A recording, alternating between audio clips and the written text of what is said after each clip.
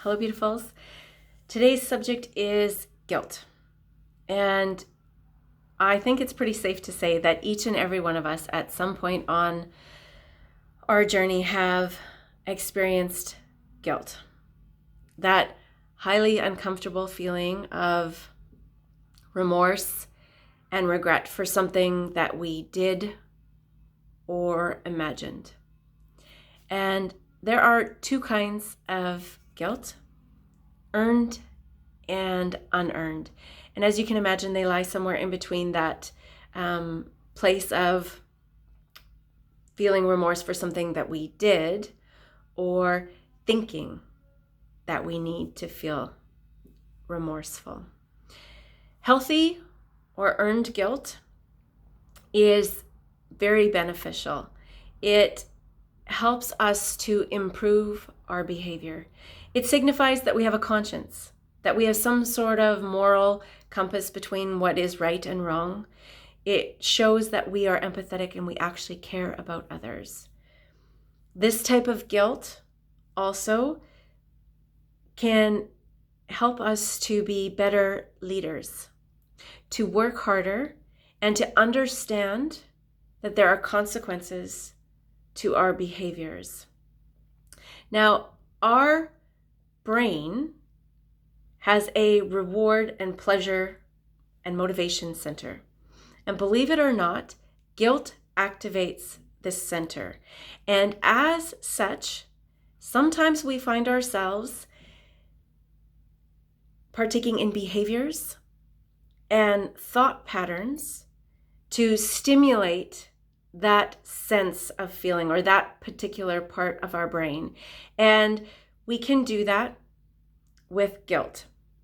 And so we find ourselves sometimes being attracted to things that make us feel guilty, or the thoughts that make us feel guilty. And to emphasize this, I want to share a study that was done. And they took two groups and they allowed them to eat candy. And then they rated, what the candy tasted like and so forth, and asked them any questions. And then they separated the two groups, and there was a base group. So they stayed exactly the same. And the second group was mentally conditioned for guilt. They were also primed with guilt words. And then they tasted the candy again and were asked the same questions. Now, after, on the second round, the baseline group tested pretty much the same, whereas the group that was conditioned for guilt, their results were much different. They thought the candy tasted better. They were willing to pay more for the candy. Their initial pleasure reaction lasted longer, and the memory of the pleasure was much more intense than it was before. Guilt is highly impacting to our behavior and our thoughts.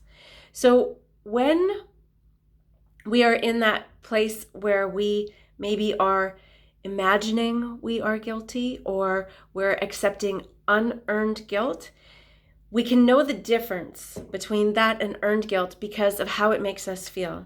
So as we discussed, the earned guilt is a way of helping us improve our behavior, whereas unearned guilt, it actually does the opposite. It puts us in a place where we self-criticize and self-doubt to the point where action is almost impossible. We feel immobilized.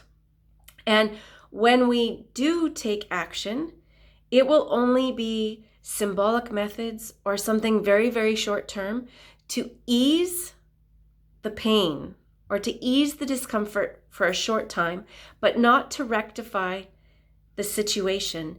And as you can tell, that becomes very, very cyclical. And in addition to that, when we are in a place of unearned guilt, we become more predispositioned for depression.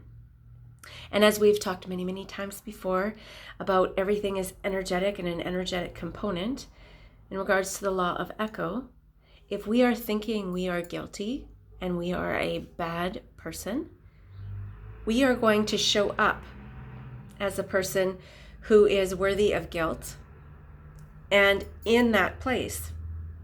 So how do we change our experience if we find ourselves maybe taking on this unearned guilt pattern?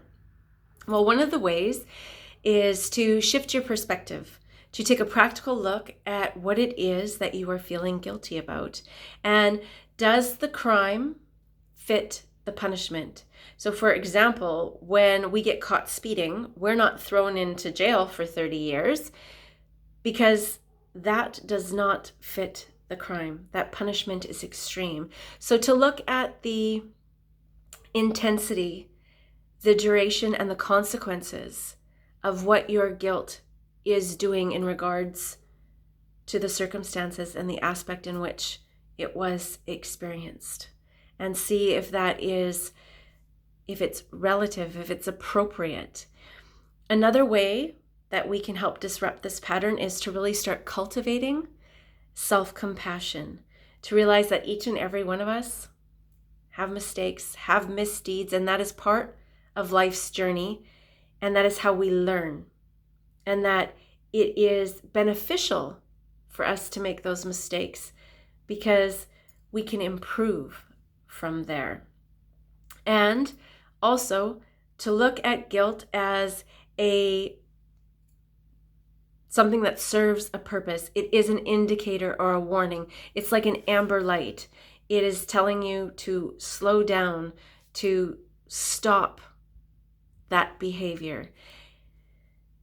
I thank you so much for sticking with me for this perspective. And if you are someone who is struggling in that unearned guilt pattern and would like some suggestions or assistance, as always, I am willing to help.